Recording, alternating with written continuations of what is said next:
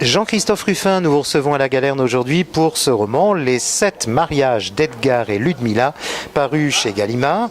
Je crois savoir, car d'ailleurs vous l'écrivez dans ce roman, dans ce récit, voire dans cette fable, on en reparlera sûrement tout à l'heure. Je crois savoir qu'il y a longtemps que vous vouliez en tout cas écrire cette histoire. Oui, d'ailleurs, lors de ma dernière visite ici à la Galerne, pour un autre livre, j'étais en train d'écrire celui-là et on en avait déjà parlé avec vos lecteurs. Voilà, donc j'avais un peu entrouvert la porte. Et maintenant, voilà, le livre est là. Alors, Edgar et Ludmilla, vous les avez tous deux connus, ensemble et séparés. Oui, connu, c'est un grand mot. D'ailleurs, à la fin du livre, je mets les choses au point avec une postface dans laquelle j'explique un peu ce qui est réel et ce qui ne l'est pas. Quand je dis que je les ai connus, c'est parce que effectivement, ils sont sortis non pas seulement de mon imagination, mais aussi d'un livre qui a beaucoup marqué mon enfance. C'est un livre de Dominique Lapierre, vous savez, le créateur de La Cité de la Joie, Paris brûle-t-il, etc., qui avait fait à l'âge de 25 ans à peu près, avec sa copine et 2 amis, un voyage assez extraordinaire qui lui avait permis, au milieu des années 50, donc très très très tôt, pour la première fois de traverser l'Union soviétique. Et il avait rapporté un livre à la fois de textes et de photos.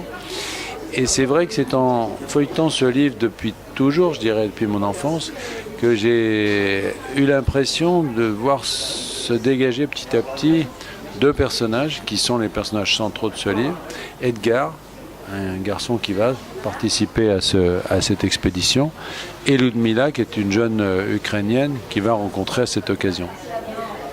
Alors en accompagnant justement Edgar et Ludmilla, le lecteur parcourt une partie complète du XXe siècle, quasiment une moitié de ce siècle, avec ses changements, ses bouleversements. C'est vraiment cela aussi auquel vous êtes attaché pour ce roman.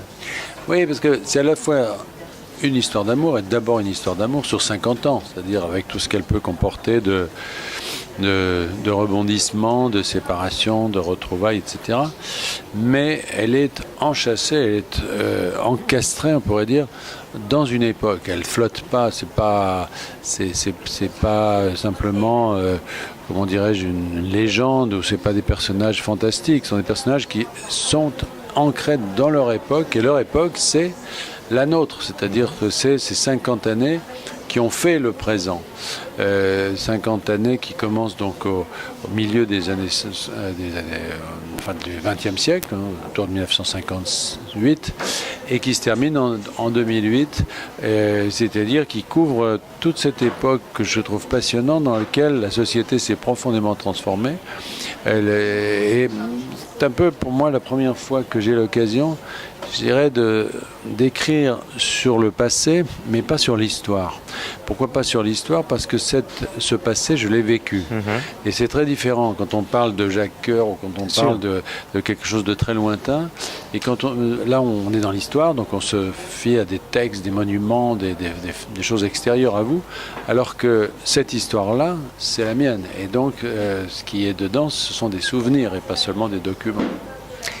Il y a de la nostalgie? Il y a de la nostalgie, oui, parce que on ne peut pas revenir sur ces époques d'abord sans mesurer le temps qui a passé, sans mesurer la différence des temps, des mœurs. Et je trouve que, si vous voulez, chacun d'entre eux, là, Edgar et Ludmilla, ils ont chacun un parcours qui va être assez représentatif de ce qu'a été justement cette époque. Par exemple, Edgar, il va devenir un chef d'entreprise, mais c'est pas un maître de forge, vous voyez, du 19e siècle.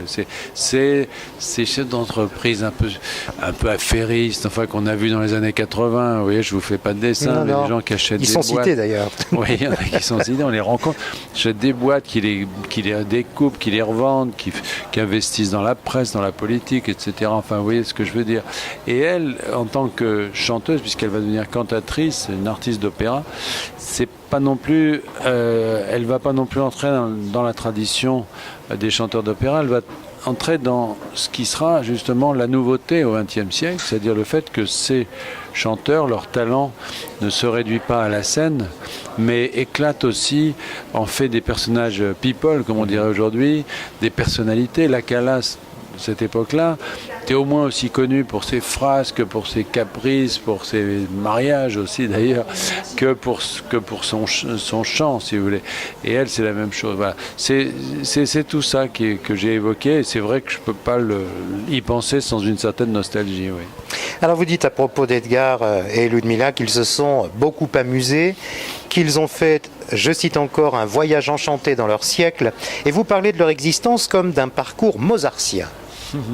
Oui, parce que ce sont des personnages mozartiens, ce sont des personnages comme tous mes héros d'ailleurs la plupart du temps, pratiquement tous, c'est-à-dire ce sont des héros qui peuvent traverser des difficultés, voire des tragédies, voire des obstacles, des moments difficiles, mais toujours avec une force et avec une sorte d'enthousiasme, d'optimisme, de bonheur en gros. Hein. Si vous voulez, moi j'ai fait le choix il y a très longtemps quand j'ai été médecin, moi, à l'origine, donc la souffrance, la mort, la tragédie, j'avais tout à fait ce qu'il fallait dans ma vie courante. Quand je me suis dirigé vers la littérature, c'était pour trouver autre chose. Et cette autre chose, c'était justement une forme d'énergie, une forme de bonheur, de soleil, je dirais, que je mets dans ces personnages et qui leur donne cette force et qui, moi, me permettent de les retrouver toujours avec plaisir. Alors, ils sont véritablement tous les deux en proie à la démesure, et leur fille, Ingrid, les disait fous à un moment, d'amasser tant de choses, tant d'argent, tant de succès sûrement aussi. Oui, c'est-à-dire qu'ils sont pris, et c'est ce qui m'intéressait, c'est l'histoire d'un couple. Hein. Donc ce couple, il a des moments ensemble, effectivement, qui sont très forts, mais il a aussi une tension qui est liée au destin de chacun d'entre eux. Et ces destins, les deux destins ne sont pas ordinaires, ce sont des gens qui vont avoir des parcours littéralement extraordinaires, qui vont faire des carrières formidables. Et ce destin va évidemment les éloigner. Parce que quand vous êtes pris dans une carrière, quand vous êtes totalement investi comme ça dans la réussite de votre carrière, forcément il y a un côté un peu égoïste, vous vous éloignez de l'autre, forcément.